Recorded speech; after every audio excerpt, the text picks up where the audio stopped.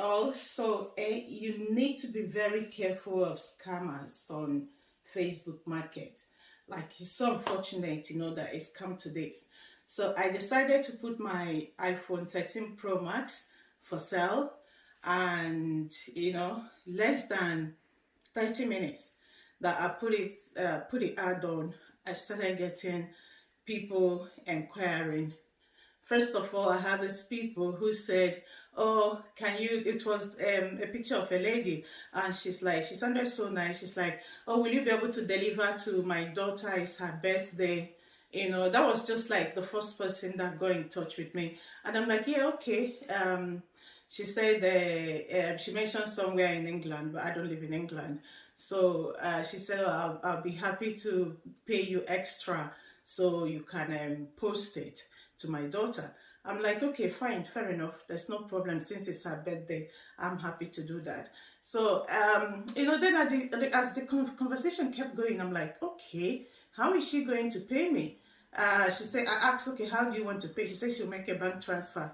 So I started thinking, what if she uses someone else's account, to make a transfer to me? I don't know her, I haven't met her before, and her profile didn't look that authentic. Even though we weren't friends, I couldn't assess much. But the pictures, I did a Google image search, reverse search for the pictures, the two pictures when she used that I saw on her profile, but I couldn't find anything anyway.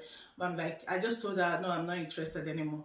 So I felt like probably I'll get some people local who will buy the phone so they can maybe come to the house, or I meet them somewhere in a public place locally. And that didn't happen. After about an hour, I got someone who said, "Oh, I'm in Glasgow." He sounded like a man. I checked out his profile. There wasn't much anyway, but it wasn't his. He joined Facebook probably 2009. So I'm like, okay, at least this person has been on Facebook. So he said, "I'll send my son to come and get it." I'm like, okay, at least these people are local, I said, "Okay, how do you want to pay?" He says that they will do a transfer. Is it okay when his son is here, he can transfer the money? I said, "Yeah, fair enough, that's okay." So I waited, and then he gave me the son's phone number. I gave them my phone number. I'm like, okay. He said, "Where is the address?" I gave them the postcode. I said, "When you get about, just call me. I'll come out to the street and meet you."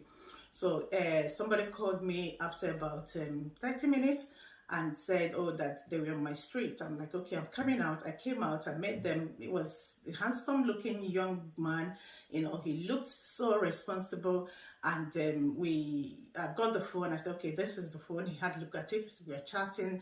He said, "Oh, I'm actually getting the phone for my autistic younger brother, that my other brother and I are putting the money together to get it for him." And that sounded so, I'm like, "Oh, that's so nice of you guys. I send my regards to your brother." He looked at the phone. He said, "Oh, it's okay. That's exactly what they wanted. It was brand new anyway." So payment time now. I said, "Okay, how do you want to pay?" He said, "Oh, is it okay if I make a transfer for you?" He brought his phone, got an app. He said, "Oh, I should put my details," which I did. I put my name and my bank details just in front of me there. He pressed it, and the thing said payment confirmed. So he said, "Oh, okay, give me the phone." I said, "No, I have to confirm the payment from my bank." Fortunately for me, I'm a very technical person.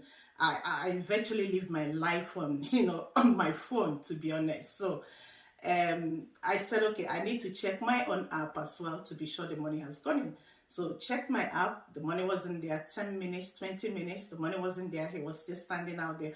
I'm like, the money hasn't come in yet. So we both agreed that sometimes it takes up to 2 hours, because the bank will tell you it takes up to 2 hours, but it actually just goes in straight away. So we both agreed, well, it takes up to 2 hours sometimes, so we'll just wait. So he was standing there. I said, "Do you want to come in and have a cup of tea while we wait?" He said, "No, it's okay." And this was about 7 p.m., I guess.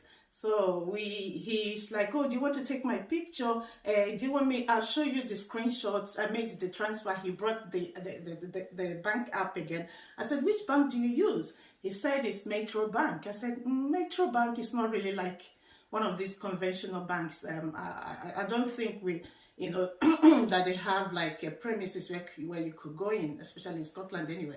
He said no, that they have, that he came from Ireland, and even in London, that they have like premises where you could go in, that is a conventional bank. I said, well, I'm not going to argue with you on that, but I cannot release the phone until the money hits my account. There's no way. So he's like, oh, my dad said I should send you the screenshot. I said, what am I supposed to do with the screenshot? He said, okay, do you want to take a picture of me? I said, the picture of you is not money. I need the money to hit my account, then you can take the phone, you know. So so he tried, you know, in his own subtle way to pressurize me to release the phone. I said, it is not a possibility that I will give you this phone without seeing that money in my account. That's not going to happen. He said, but the money will go in eventually. I said, yeah, it might. I actually, at that point, I believed him. I thought, yeah, I mean, everything was real, but that the money was delaying. So he said, oh, that he will call his bank. I said, well, do what you have to do. Then after a point, he's like, oh, let me go and get some lunch. I said, lunch? It's 7 p.m. He said, oh yeah, let me get something to eat, then I'll come back. I said, fair enough. If the money goes in, I've got your, you know, here, and I've got your phone number. I'll phone you so you can come back immediately. Oh, he says, oh, you can call my dad. I said, I don't have your dad's number. It's you that is here. I've got your number. You know, at that point, he was a bit sort of confused. So anyway, he left, you know. This was about after 7. So we waited all night, all day, and the money did not hit the account. So it was actually in the morning that I realized that something could have been happening. So I checked online for fake money transfer, and you can't believe, you know, a fake money app or something like that. You can't believe all the stuff that came out. Like, it's a scam that people have been doing, and all over Europe, you know, and the UK, of course. So, and they target people from Facebook Market. So what they do is they do that transfer. They show you, and you feel like, oh, it's confirmed, the money has gone in. Actually, there's a man that they came to buy his dog for £5,000. And they actually scammed him of the £5,000. That many other instances that I saw online on like newspaper reports and stuff like that. And I'm like, oh my God, thank God I didn't fall for this. But I mean, there's no way I could have fallen for that anyway. If it was some other type of scam, who knows? But that particular one, no, there's no way it was going to get me. So that's it. And then someone else got in touch and said, okay, I'll send UPS man to your house to come and pick up the phone. I'm like, you're joking. You know, he said, oh, the UPS man will come with cash in an envelope. Give me your email address, your this and that. I'll send you some things you need to sign. And I'm like, just F off, man. Go to hell. So you guys need to be very careful. There's so much scam out there, especially on Facebook Market. It's unfortunate, you know. It used to be a very good place where you put something, you get it sold locally, you know, just like Gumtree. But I don't know what is happening now. So that's it. You take care and look out for yourself.